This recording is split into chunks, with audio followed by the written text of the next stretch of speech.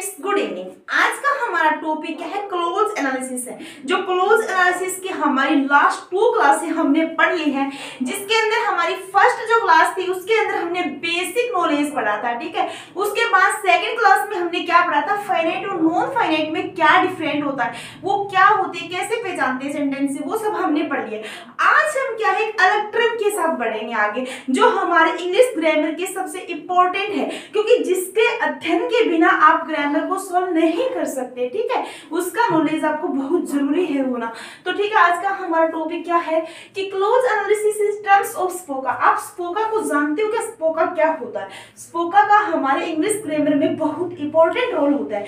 देखो, मैंने सबसे पहले आपको स्पोका कराई नहीं, अदरवाइज सबसे पहले यदि इंग्लिश हमें ग्रामर स्टार्ट करनी होती है तो सबसे पहले हमारे जो स्टूडेंट्स होते हैं उनको स्पोका का नॉलेज होना बहुत ज्यादा जरूरी है, क्योंकि सेंटेंस है वो स्पोका से ही बनते हैं, ठीक है। यदि सेंटेंस में स्पोका का ज्ञान नहीं है तो मतलब आपको कोई भी ज्ञान नहीं है ग्रामर का, ठीक है। तो आज हम कुछ उसके बारे में पढ़ेंगे। देखिएगा, देखो एलिमेंट्स ऑफ क्लोज है, जैसे स्पोका है, इसको हम आम भाषा में सवोका भी बोलते हैं, ठीक है। यानी स्पोका और सवोका, ये पीतो का मतलब होता है प्रेडिकेटर, प्रेडिकेटर, ठीक है। और ये वी क्या है? वर्ब। और ये दोनों ही एक ही चीज है, ठीक है, यानी वी एलिमेंट है। अब देखो, जैसे एस का मतलब क्या होता है? सब्जेक्ट होता है, ठीक है। पी का मतलब क्या होता है? प्रेडिकेटर या वर्ब, एक ही बात है। मतलब जितना भी सेंटेंस के अंदर वर्ब एलिमेंट यानी वी एलिमेंट आया हुआ होता है उसे हम प्रेडिकेटर कहते हैं, ठीक है। ऑब्जेक्ट है, ठीक है। और 4 नंबर में क्या है? कॉम्प्लीमेंट हो गया, ठीक है। और ये जो 5 नंबर है इसे हम एडवर्बियल एडजेंट या एडवर्ब फ्रेज बोलते हैं। इसका मतलब मैं बताना क्या चाह रही हूँ कि इसको हम एडवर्ब नहीं बोलेंगे, ठीक है। इसको हम एडवर्ब नहीं बोलेंगे, क्योंकि बहुत बार हम सुनते हैं कि SPOCA में ए होता है वो एडवर्ब होता है। नहीं, वो एडवर्ब फ्रेज होता है, ठीक है। या फिर वो एजेंट होता है, या फिर एडवर्बियल बोलो उसको, सीधा ही एडवर्ब मत बोलो उसको, वो नहीं होता ऐसे, ठीक है। आगे देखिए, जैसे क्या है कि राम वेंट टू स्कूल, ठीक है। ये सब्जेक्ट हो गया, ये वर्ब हो गई, और ये जो टू स्कूल है ना, ये क्या हो गया? हमारा एडवर्बियल हो गया, ये मतलब फ्रेज में आ गया, ये SVA हो गया ये ऑर्डर, ठीक है। जैसे राम इज ए स्टूडेंट, ये क्या हो गया? S, ये वी हो गई, और ये ए स्टूडेंट, ये राम ही एक स्टूडेंट है तो ये कॉम्प्लीमेंट हो गया, सी हो गया, ठीक है।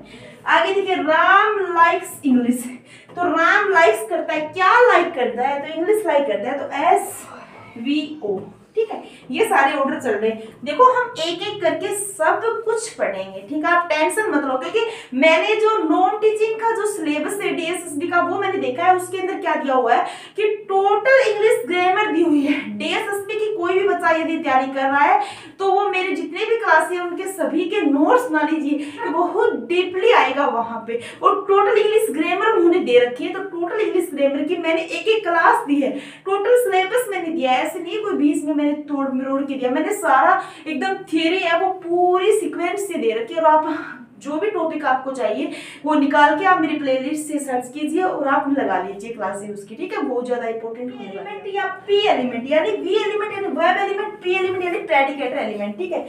ऑब्लिगेटरी एलिमेंट, अर्थात कोई भी सेंटेंस में वी एलिमेंट का होना जरूरी, यानी वी एलिमेंट क्लोज का इंटरनल एलिमेंट है। कहने का मतलब क्या है कि कोई भी सेंटेंस में हमें V element very important part होता है, और वो सेंटेंस में होना बहुत जरूरी है।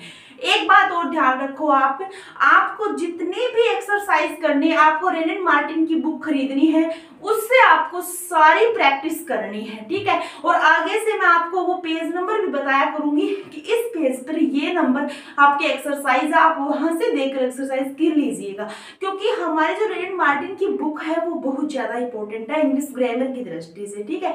तो मैं आपको आगे बता दूंगी कि कौन सी क्लोज में कहाँ पे आपको एक्सरसाइज करनी है, ठीक है। तो आप प्लीज रेनिन मार्टिन की बुक इंग्लिश ग्रामर के लिए सभी के पास होनी बहुत ज्यादा अनिवार्य है, ठीक है। ठीक है, आगे हम क्या देखते हैं? हम ये देखते हैं कि स्पोका को पहचानते कैसे हैं, ठीक है। तो स्पोका को कैसे पहचानते हैं? देखिए, सेंटेंस में क्लोज में स्पोका को पहचान करते समय इस क्रम में सोचें। किस क्रम में सोचने आपको? PSOCA मतलब क्या है इसका? P का मतलब क्या है? सबसे पहले हमें वर्ब देखनी है। P मतलब प्रेडिकेटर, वर्ब। सबसे पहले हमें सेंटेंस में क्या देखनी है? वर्ब देखनी है, ठीक है। फिर उसके बाद हमें क्या देखना है? सब्जेक्ट देखना है, ठीक है। उसके बाद क्या देखना है? ऑब्जेक्ट देखना है, ठीक है। उसके बाद क्या देखना है? कंप्लीमेंट देखना है। उसके बाद क्या देखना है? एडवर्ब फ्रेज देखना है, ठीक है। आपको समझ में आ गई? ये आपको कर्म ध्यान में रखना है। ये इंपॉर्टेंट ऑर्डर है क्योंकि सबसे पहले सेंटेंस में वर्ब से ही पहचाना जाता है कि ये सेंटेंस किस टाइप का है। वर्ब उसका इंपॉर्टेंट एलिमेंट होता है, आपको पता है इस बात का। और जैसे नॉर्मल ऑर्डर की यदि बात करें, यदि एग्जाम में आ जाए कि normal order of close element का नॉर्मल ऑर्डर क्या है, तो वो क्या होता है? स्पोका होता है। ये मत कर देना कि मैम इंपॉर्टेंट ये बता दिया, नहीं नहीं, ये तो एक ट्रिक मान लो आप कि आपको सेंटेंस यदि हल करना है तो PSOCA ये आप ऑर्डर याद रख सकते हो। यदि एग्जाम में आपको पूछ ले कि नॉर्मल ऑर्डर बताइए क्लोज का, तो ये हो जाएगा स्पोका। और correct order of close element in terms of important, तो ये क्या हो जाएगा? PSOCA हो जाएगा, ठीक है। नॉर्मल यही रहेगा, ध्यान रखना आपको, ठीक है। आगे देखिए VIP। सबसे पहले हमें सेंटेंस का V एलिमेंट का क्या करते हैं? निर्णय करते हैं, मतलब निर्धारण करते हैं उस चीज का, ठीक है। आगे क्या है? जैसे कि टेंस की जानकारी देनी है HV, helping verb plus MV यानी मैन वर्ब के संपूर्ण समूह को क्या कहेंगे? वर्ब कहेंगे या प्रेडिकेटर कहेंगे। हेल्पिंग वर्ब और जो मैन वर्ब है ना, उसका जो समूह होता है ना, उस टोटल को V एलिमेंट बोलेंगे, वैसे ही उसको प्रेडिकेटर बोलेंगे, वैसे ही इसको वर्ब बोलेंगे, ठीक है। आगे देखिए कुछ एग्जांपल्स देख लेते हैं जिनके अंदर हमें वर्ब पहचाननी है। जैसे he is playing the work will have been finished by 8 o'clock, तो इसमें क्या है? वी एलिमेंट यहाँ विल से स्टार्ट होगा, विल हैव बीन फिनिश्ड, ठीक है। ये इतना क्या हो गया? ये प्रेडिकेटर हो गया इतना, ठीक है। आगे देखिए कि Ram goes to school daily, तो ये गोज ही क्या है? वर्ब है, ठीक है। आगे देखिए Ram always gets up at, ये जो गेट्स अप है ना, ये संपूर्ण क्या हो गया? वर्ब एलिमेंट हो गया, ठीक है। इस तरह का हम इसका निकालेंगे। आगे अब हम क्या करते हैं? हम जो ये जो एस एलिमेंट है, जैसे वी एलिमेंट के बारे में पढ़ा, अब हम किसके बारे में पढ़ेंगे? एस एलिमेंट के बारे में। जो एस एलिमेंट है उसका निर्णय कैसे करते हैं? एस का मतलब क्या होता है? सब्जेक्ट होता है, ठीक है। एस एलिमेंट वो भाग होता है जिसमें फाइनाइट वर्ब एग्रीमेंट करती है। कैसे करती है? जैसे एस हो गया और ये वी फाइनाइट वर्ब है, तो ये इसके साथ एग्रीमेंट करेगी, ठीक है। एग्रीमेंट का टॉपिक मैंने आपको बता दिया, यदि किसी ने नहीं पढ़ा है तो प्लेलिस्ट में जाके मेरा सब्जेक्ट वर्ब एग्रीमेंट का टॉपिक पढ़ लीजिएगा, क्योंकि वो भी हमारे ग्रामर का ही पार्ट है, ठीक है। आगे देखिए हमारे एग्जांपल्स देख लेते हैं कि he is going to market. देखो अब ये फाइनाइट वर्ब ये इज है, तो ये किसके साथ एग्रीमेंट करेगी? सब्जेक्ट के साथ, तो ये सब्जेक्ट हो गया, ठीक है। ये क्या हो गई? वर्ब हो गई, ठीक है। और ये यहाँ तक वर्ब है वैसे तो, लेकिन ये क्या बताई है मैंने? फाइनाइट वर्ब बताई है, ठीक है। आगे देखिए यहाँ पे है इच ही से टू, तो देखो आपको ध्यान क्या रखना है? एग्रीमेंट करा रही है फाइनाइट वर्ब के साथ, तो ये एग्रीमेंट इसके साथ करेगा, तो ये क्या हो जाएगा? सब्जेक्ट हो जाएगा, ठीक है। ये ध्यान रखना है। आगे देखिए 2 नंबर, इसके अंदर क्या है कि इंट्रोगेटिव सेंटेंस में सब्जेक्ट एचवी और एमवी के मध्य आता है, यानी हेल्पिंग वर्ब और मैन वर्ब के मध्य आता है। क्या आता है? सब्जेक्ट आता है। जैसे देखिए एचवी यानी हेल्पिंग वर्ब, सब्जेक्ट और एमवी, ये कहाँ स्ट्रक्चर लगता है? जब हम कोई सेंटेंस करते हैं जो इंट्रोगेटिव होता है, यानी हिंदी में पर्सनवाचक जिसको बोलते हो, ठीक है, उसका हम जब स्ट्रक्चर बनाते हैं तो उसमें एचवी यानी हेल्पिंग वर्ब पहले आएगी, फिर सब्जेक्ट आएगा, फिर क्या आ जाएगी? मैन वर्ब आ जाएगी, ठीक है। जैसे यहाँ पे है कि इज, ये क्या है? हेल्पिंग वर्ब है, ठीक है। ये क्या है? सब्जेक्ट है, ठीक है। ये क्या हो गई? मैन वर्ब हो गई गोइंग, और टू मार्केट, ठीक है। ये सेम टू सेम स्ट्रक्चर यहाँ पे आ गया है, ठीक है। आगे देखिए कि राम हैज रिटन 2 गर्ल्स। अब देखो ये एग्रीमेंट इसके साथ कर रही है इस वर्ब, ठीक है, और ये राम है, ये इसके साथ एग्रीमेंट कर रहा है, तो ये सब्जेक्ट हो गया, ये क्या हो गई? वर्ब हो गई। कौन सी वर्ब हो गई? फाइनाइट वर्ब हो गई, ये भी ध्यान रखना साथ में, ठीक है। आगे इसका पैसिव वॉइस बना, देखो ऐसे नहीं है कि यदि हम एक्टिव वॉइस बना रहे हैं तो जो सब्जेक्ट वहां पे एक्टिव वॉइस में एग्रीमेंट कर रहा है वही पैसिव वॉइस में करेगा, ऐसा कुछ नहीं होता। जैसे देखिए राम हैज रिटन 2 बुक्स है, यदि हम इसको पैसिव वॉइस में इंटरचेंज करेंगे, जैसे 2 बुक्स है, इसको हम 2 बुक्स को क्या करे हैं? ऑब्जेक्ट को सब्जेक्ट बना रहे हैं, ठीक है, पैसिव वॉइस में।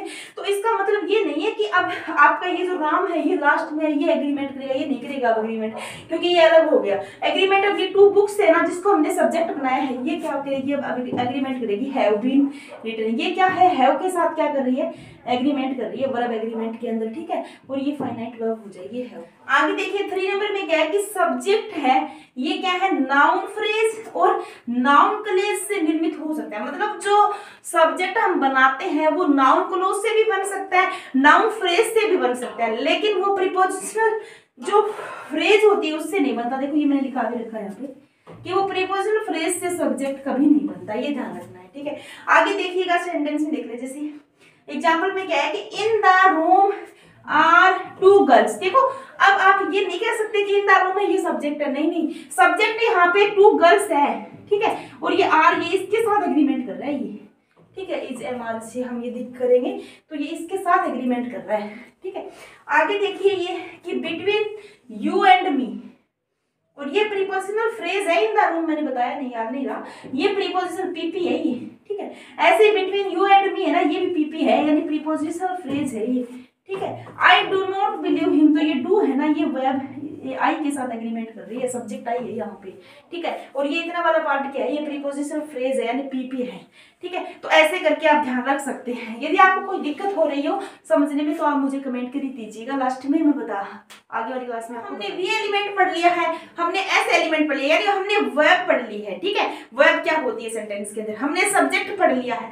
अब हम क्या पढ़ेंगे, हम कॉम्प्लीमेंट पढ़ेंगे, और जो बहुत इंपॉर्टेंट है, बहुत से बच्चों को इसके बारे में पता नहीं होता क्योंकि वो ऑब्जेक्ट को और कॉम्प्लीमेंट को एक ही मान लेते हैं। आज मैं आपको क्या बताऊंगी कि ऑब्जेक्ट क्या होता है, कॉम्प्लीमेंट क्या होता है, वो सारी बताऊंगी। कॉम्प्लीमेंट की एक अलग पहचान बताऊंगी मैं आपको, ठीक है।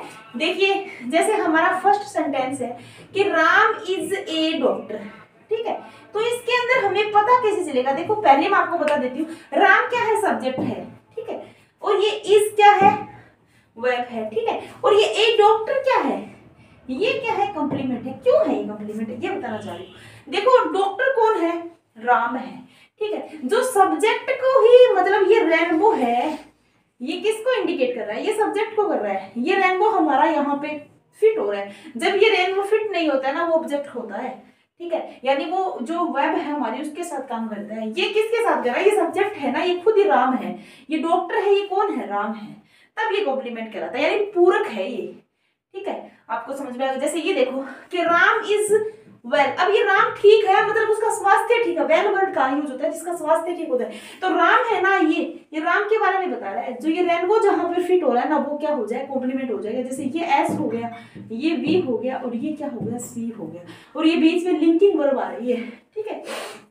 मैं आपको सारी बता दूंगी लिंकिंग वर्ब क्या होती है, क्या होती है, क्या नहीं होती है, सब बता दूंगी, ठीक है। आगे देखिए कि दिस कार इज माइन, ये कार है ना, ये मेरी है, तो ये इसके साथ हो रही है फिट, ठीक है। तो ये क्या हो जाएगी, एस वी और सी, ठीक है। मतलब जिस चीज पर हमारा अधिकार होता है उसे हम क्या कहते हैं, कॉम्प्लीमेंट कहते हैं। आगे देखिए कॉम्प्लीमेंट कितने प्रकार का होता है, 2 प्रकार का होता है, ठीक है। एक तो क्या आता है सब्जेक्ट कॉम्प्लीमेंट, एक क्या होता है ऑब्जेक्ट कॉम्प्लीमेंट, यानी इसको हम क्या बोलते हैं, सब्जेक्ट कॉम्प्लीमेंट, इसको क्या बोलते हैं, ऑब्जेक्ट कॉम्प्लीमेंट, ओसीएस सी ओसीएस, ठीक है। अब देखिए सब्जेक्ट कॉम्प्लीमेंट क्या होता है उसको पहचानते हैं। एसवीसी पैटर्न होने पर एस और सी के मध्य आने वाली वर्ब को लिंकिंग वर्ब या कोपुला कहते हैं। कोपुला वेरी इंपॉर्टेंट है। लिंकिंग वर्ब को क्या कहते हैं, जो लिंकिंग वर्ब होती है उसको क्या कहते हैं, कोपुला कहते हैं, ठीक है। कोपुला वर्ब कहते हैं, ये ध्यान रखना आप, ठीक है। इसका सेकंड नाम है लिंकिंग वर्ब का, कोपुला वर्ब। इसके अंदर देखो मैंने कुछ वो लिखाई है, वर्ब लिखाई है, जैसे कि list of common popular linking verbs है जिनको हम पॉपुलर वर्ब कहते हैं। उनके अंदर क्या है, एक तो बी है जो मोस्ट कॉमन लिंकिंग वर्ब है। जैसे ये जहां पे ये इज ये आई हुई है ना, ये पॉपुलर यानी इज, ये लिंकिंग वर्ब के रूप में आई हुई है, ठीक है। ये जैसे आगे क्या है, बिकम है, ये भी क्या है, लिंकिंग वर्ब है। टेस्ट हो गया, टेस्ट, और ये फील क्या है, महसूस होना। सीम क्या है, लगना या प्रतीत होना, ठीक है। जैसे कीप वर्ड है ना, ये भी हमारी लिंकिंग वर्ब के रूप में मिलती है हमें। गेट भी, कैम भी लिंकिंग वर्ब के रूप में मिलती है। और ये जो कैम होता है ना, इसका अर्थ यहाँ पे हो जाना होता है, ठीक है। जैसे अपीयर होता है, ये भी लगना या दिखना भी लिंकिंग वर्ब है। लुक मतलब दिखना है, टर्न मतलब हो जाना है, ग्रो मतलब हो जाना है, गो मतलब भी वो जाना। ये सारे क्या है, लिंकिंग वर्ब है। ठीक है, आज का हमारा टॉपिक मैं यहीं पे समाप्त करती हूँ, और की क्लास हम कल में लेंगे। ठीक है, और आज का हमारा टॉपिक यदि आपको पसंद आए तो मेरी वीडियो को लाइक कीजिए, मेरे चैनल को सब्सक्राइब कीजिए। ठीक है, और ध्यान से अपने नोट्स बनाते रहिए। और जो आप एग्जाम की तैयारी कर रहे हो, जिस भी एग्जाम की, DSSB ले लो, फर्स्ट ग्रेड ले लो, सेकंड ग्रेड ले लो, रीट ले लो, जितने भी, अगर आपने SSC की भी तैयारी कर रहे हो, एयरफोर्स की तैयारी कर रहे हो, LDC की तैयारी कर रहे हो, ठीक है, स्टेनोग्राफर में ये इंग्लिश आती है, उसमें भी यदि आप तैयारी कर रहे हो तो आपको ये इंग्लिश है बहुत ज्यादा इंपॉर्टेंट रहने वाली है। ठीक है, तो आप सभी इनके नोट्स जरूर बनाइएगा और नोट्स के साथ अपना अध्ययन कीजिएगा लगातार। ठीक है, और मेरी क्लास में लगातार बने रहिएगा। थैंक